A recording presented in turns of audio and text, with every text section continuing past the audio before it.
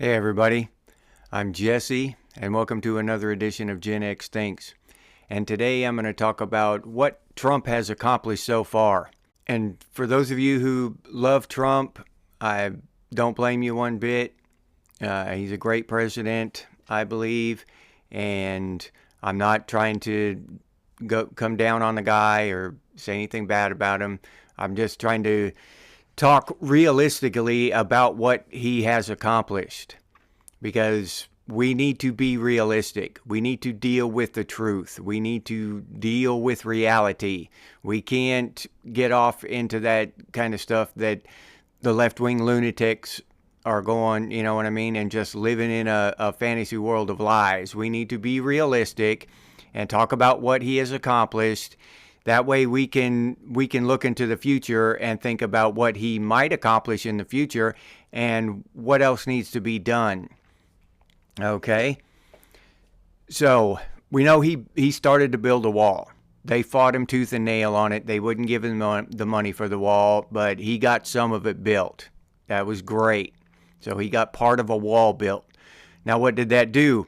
Absolutely nothing, because when the deep state got in there, got control back of the presidency, they undid all Trump's border laws and reversed everything and opened the floodgates and let in, I don't know how many of millions of people over the last 4 years they've let through here, across the border illegally. He did some stuff with criminal justice reform that may have stuck. I don't know. I honestly don't know if they reversed that. They reversed some of his taxes. He lowered taxes, but I haven't really felt a great relief, monetary relief as far as that goes.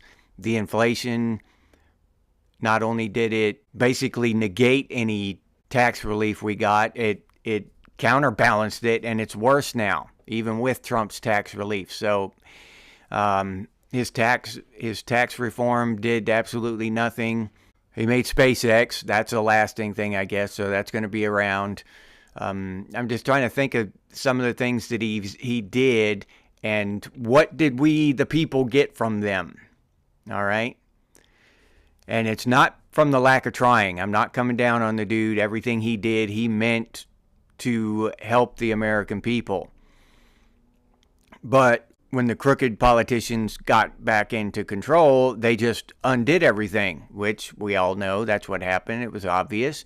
So except for the criminal justice reform and the SpaceX, we basically have nothing to show for the 4 years that Trump was in there, except a partial wall that is completely ineffectual right now, because no one's guarding it and it's incomplete. You just walk around it. So what does this mean? What am I trying to say here? I'm trying to say that the next 4 years is going to be the same way if we allow the deep state, the left socialist party, to get in there and take control again. Even if they try to run a Republican, we cannot let our guard down. We cannot lose our vigilance.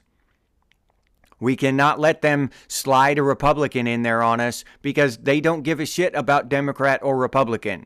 Look at George Bush. You don't need to say anything else. George Bush was a Republican. He was a deep state warmonger. The saying, he was just a white Obama. That's a lot dumber than Obama. So there's no difference. They prop them up, and they give us a Republican for a term or two, and then they give us a Democrat for a term or two, and they go back and forth like that. And it's an illusion of freedom. It's an illusion of choice. And that's why they're fighting Trump so bad, because he's not an illusion. He is breaking walls down. He's busting shit up. He came from the outside, and he's the American people's choice. And we need another person like that. Someone from the outside. We cannot be duped in 2028 with some Republican snake, some deep state slime ball in Republican clothing who's going to say everything we want to hear. We can't fall for that shit. We cannot. Because they're just going to undo everything Trump did. They're going to smear whoever we put up there, whoever we choose, if it's Vivek Ramsey or Tulsi Gabbard or whoever is next. And it could be somebody completely, it could be maybe one of Trump's family members. I don't know. But whoever comes out ahead of this next thing and we choose them, they're going to smear them. They're going to assault them just like Trump did. Or just like they did Trump. They're going to smear them. They're going to sick the Department of Justice on them and all this shit. Unless Trump can go so far as to fix that much of the system in 4 years to where they don't do that. But I doubt he can get that much done in 4 years. He can get a lot done with the cabinet he's chosen. But I don't think he can root out all of the sickness in there. All of the corruption. All of the... They're going to keep fighting. And they're gonna keep blackmailing and bribing, and so even some of the good people that Trump thinks he gets in there might not be as good as we think. So we've got to stay vigilant. We've got to keep our guard up. We've got to keep our head on a swivel and realize that this is just the first inning of the game. We haven't won anything. This is just Trump's second at bat. We can't let them fool us with some slick talking Republican in the next election. That's the main thing, because Trump didn't accomplish much in his first 4 years. He might accomplish some stuff in this 4 years, but it won't last if we don't back him up.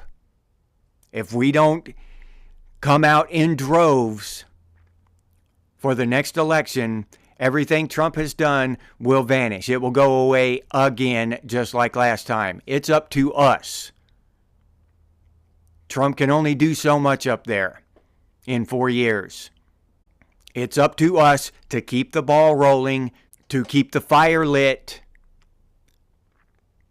And it's up to us to make America great again. Because he can't do it in 4 years. I'm just telling you, he can't do it. Not when they can just go in and erase everything. We cannot allow them to keep with this bi-party thing that's happening. Even if it's if Tulsi Gabbard is the real one and she runs as an independent, we've got to throw our support behind her. Or Vivek or whoever it is. We can't let them feed us a snake and in a Republican suit and think that they're going to go in there and fight for us. It's not going to happen. There's too much at stake here. Not only just for American values and American culture and America, okay? We're talking about Western civilization. All of Western civilization, every country are counting on us Americans to get the job done. Our Australians, our British, Irish, Norwegian, all these other countries are looking to us. And we cannot let them down. We've got to be the one to stand up against it, against the tide of wokeism, of socialism, of leftism. And then they can join us. But they can't stand up by themselves. They've got different politics, they've got different situations. It's just a lot more difficult. We think we have it bad here now, but it's a lot more difficult in these other countries. We've got to be the ones to stand up and say enough and make it easier on the rest of the world. Because some of these patriots over there are in dire straits. They're getting locked up for 6-month-old tweets and posts and stuff. I mean, they're literally going to jail for this stuff. So we helped Western civilization in World War II, and we need to do it again. The only difference is this is an information war. This is a spiritual war. This is an ideological war. And America needs to jump in with both feet and stand up and say, you've crossed the line. Enough is enough. And Gen X needs to lead the pack. These younger generations aren't going to do it. It's up to us. We're still young enough to have strength and energy and fire inside us. We're not too old yet. We can do this. And I'll leave you there with that. If you enjoyed this episode of Gen X Thinks, please like, subscribe, and comment. I sincerely appreciate it. If you'd like to become a member of Gen X Thinks and support this message and what I'm saying here, I'll put that link down in the description, or you can head over to the channel page and become a member that way. If you'd like to support the channel directly, you can do so by clicking on that Super Thanks button down there. Or you can head over to Buy Me a Cup of Coffee and buy me a cup of coffee. I appreciate that very much. Thank you. If you're interested in Gen X gear, you can head over to Redbubble and check that stuff out. We got a lot of cool stuff, Gen X and Gen X Thinks branded stuff. T-shirts, hoodies, coffee mugs, stickers. Feel free to go check that out as well, and I'll put that link down in the description. If you can't or don't want to support the channel in any of those ways, you can always do so by sharing these videos on your social media. That helps out a lot. I sincerely appreciate it. Thank you very much. If you have any ideas for future episodes of Gen X Thinks, please put those down in the comments, or you can email us, and the email's over on the channel page. And as always, stay frosty, Gen X, and I'll see you on the next one.